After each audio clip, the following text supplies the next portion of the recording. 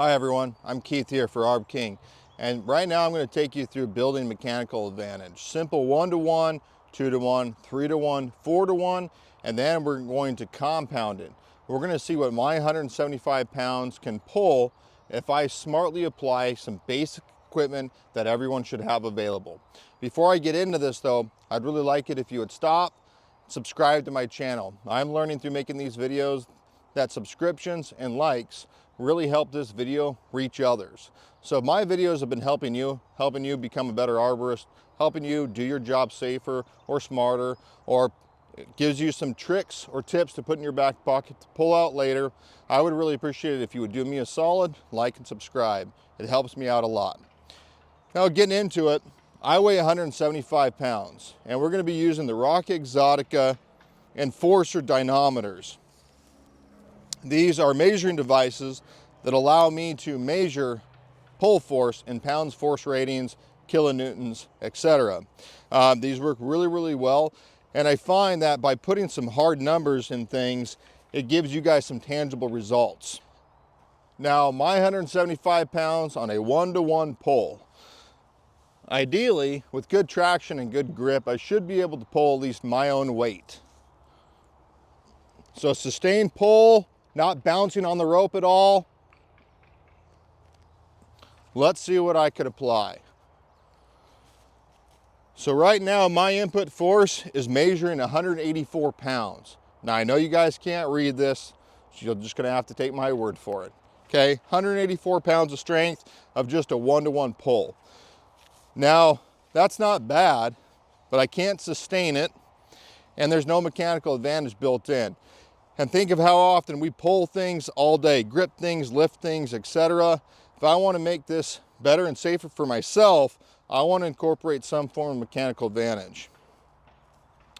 One of the core tenets of mechanical advantage is you want to reduce friction.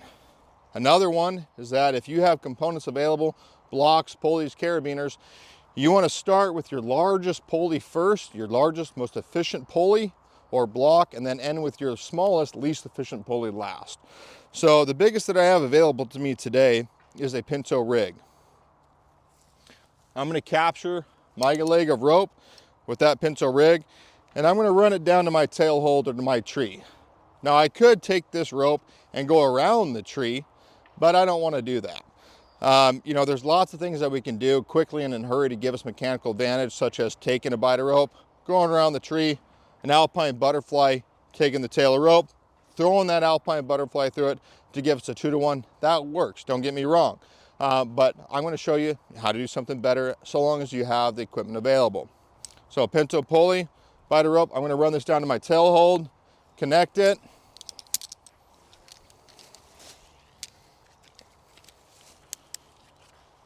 Now I'm going to run this back up here. Right now, if I pull, I'm just pulling with my back towards the tree, and I really want to bump my numbers up from that 184 number. So we're going to go ahead and attach it. Now, like I said just a second ago, I can tie an alpine butterfly right here and connect it, but instead, I'm going to go ahead and add a prusik in. So this is just a thimble prusik. It's nothing special. It just allows me to get bite on the rope without tying a knot in it. And I'm going to incorporate a Pinto. Now, Pinto versus the Pinto rig. Pinto rig's a little bit bigger, it's rated a little bit higher. The good thing about Pintos is that you can stack them because they have a rated becket on the bottom where you can connect multiple components, other pulleys, or accessories to. So I like to keep Pintos around because I can use them in lots of different ways. Connect that carabiner to my floating prusik. This bite of rope that I brought back from my tail hold, I'm going to capture that bite with that Pinto and install it there. Now what I have built is I have a 2-to-1 mechanical advantage. So let's see if I can raise up from the 184 pound number with my input force.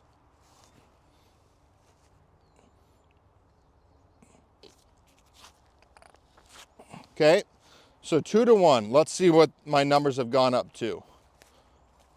So I've gone up from 184 pounds all the way up to 432 pounds of force by building a 2-to-1 and removing friction. Now, in order to make that better, I'm going to add some additional components, and I'm probably going to incorporate progress capture at some point. I may go through it, build it all out, and then throw in progress capture at the end. I haven't quite decided yet. But nonetheless, let's go ahead and add more parts of line to this and see if we can get my input force of 184 pounds, weight 175, up above 1,000. So available to me, I have a hitch climber pulley and another Pinto. I'm going to go ahead and place the Pinto down there at that location and bring the hitch climber pulley up here to this location. I've tried to do this with relatively little equipment and equipment that most should have available to them on their crew, just to show you how easy you can build out a successful section of mechanical advantage with relatively little and simple things that you have available. So capture a leg of rope here, and I'm going to run it down to that Pinto there and attach it with a carabiner.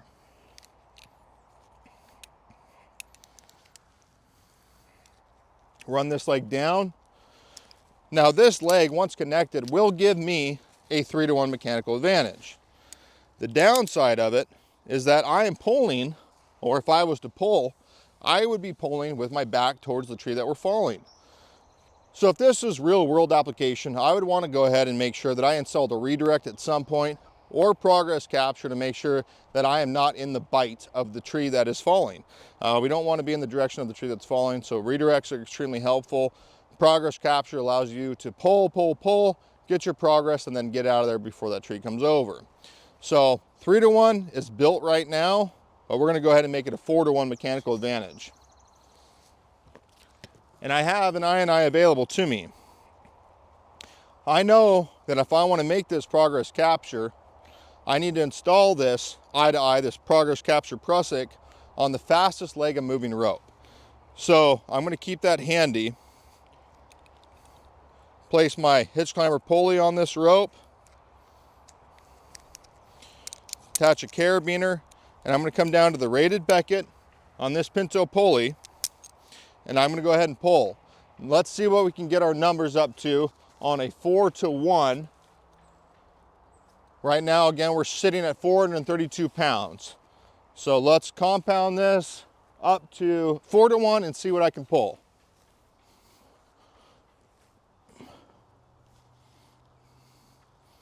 So sustained pull on a 4-to-1. Well, still relatively little friction. And we've gone up from 432 pounds up to 824 pounds of force. So again, my weight is 175 pounds. My 1-to-1 was 184, and now we're up over 800 pounds right now with a successful set of 4s. I do not have progress capture on it though. That progress capture, again, like I mentioned just a second ago, we want to install it on the fastest leg of moving rope. So when you're reeving your 4s, take a look, give yourself some pull, and see which rope is moving the fastest. Right now, it's going to be my shortest leg right here, which is the last one that I installed. So on the input side, I'm going to install a prusik. Take my hitch cord. I'm going to tie a 3-wrap 6-coil prusik on the input leg of rope, or the input side. Now what I mean by input side, it's the side that is going to be entering the pulley. Now this is important because this prusik has to slide against the pulley, hit the pulley. The pulley is going to break that prusik open and allow a rope to pass through it. When I release tension, it's going to stretch out and hold progress. So I'm going to go ahead and disconnect my hitch climber pulley from my carabiner and incorporate this eye-to-eye in it and then reconnect it.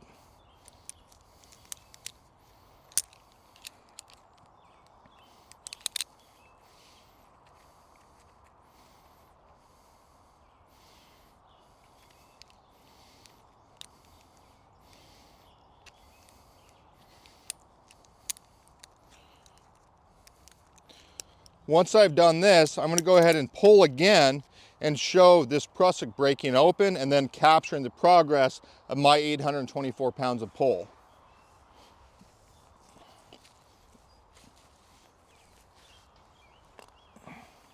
So right now,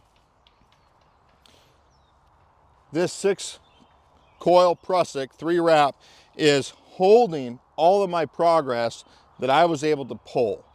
So now I can go ahead and get out of there while the feller makes the back cut, or go ahead and go do something else that's important, whatever the case is.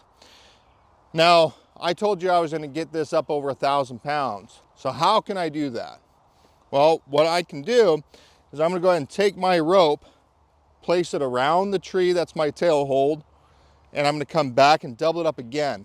If I can add mechanical advantage to my input leg of rope, then I'm going to be compounding this further. It's better if you can even increase friction, or excuse me, it's better if you can even decrease friction. So, as simple, I can go ahead and go right through there, go around the tree, come back with an additional leg of rope, and add mechanical advantage to my mechanical advantage. So I'm going to take a bite of rope, go around my tail hold tree here.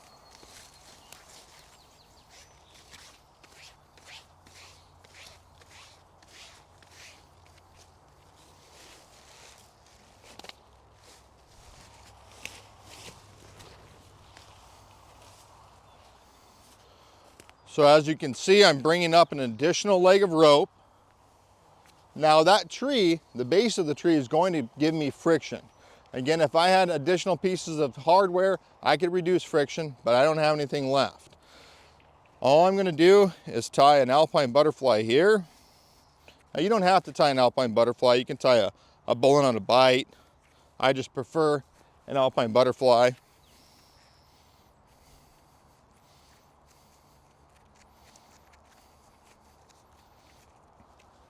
I'm going to take the tail end of my rigging line and place it through this alpine butterfly, and I'm going to be pulling back towards my tail hold. And you can see multiple parts of rope right here forming at this alpine butterfly.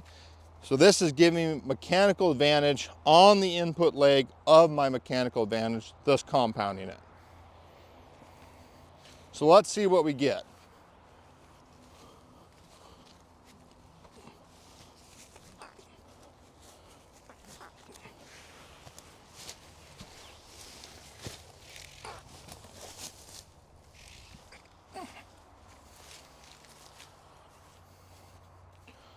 So let's see if I got my numbers up above 1,000 pounds. And right now we are sitting at 1,344 pounds. Now again, you're gonna have to take my word for it. But this is a simple way to read mechanical advantage with basic components that you should already have available, or those around you probably have. With the amount of times that we are pulling trees over, lifting things, gripping things, etc., over the course of our career, we want to make sure that we're making it as easy on ourselves as possible. So I've got over 1,300 pounds of pull, sustained, captured on progress, that I can walk away from. Now, if you found this helpful, if it answered some questions that maybe you had, please like, subscribe, and share it to the masses so others can learn too. I sincerely appreciate it, you guys. I'm Keith, Arb King, and look forward to seeing you guys again. Thank you.